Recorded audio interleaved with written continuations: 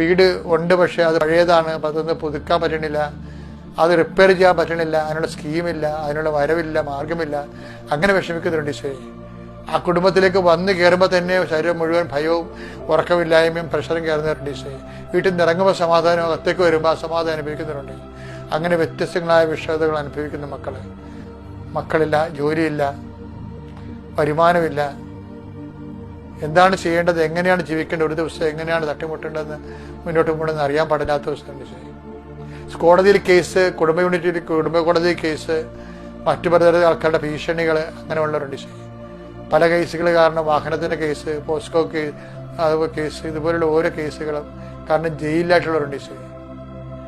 അതിൻ്റെ പേരിൽ ആ കുടുംബം അനുഭവിക്കുന്ന പ്രയാസങ്ങളും നിരാശകളും ഉണ്ട് ഈശോയെ.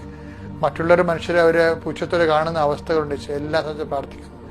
എല്ലാം മാനസാന്തപ്പെടാനും വിശുദ്ധീകരിക്കാനും വിടുതൽ പ്രാപിക്കുവാനും കർത്താവെ, നിന്റെ നാമത്തിൽ അവർ പഴയ ജീവിതം നഷ്ടപ്പെട്ടു പോയവർ തിരിച്ചു പിടിക്കാൻ ആഗ്രഹിക്കുന്ന എല്ലാവരെയും കർത്താവ് ഈ ദിവസം നീ ആശീർവദിക്കണമേ.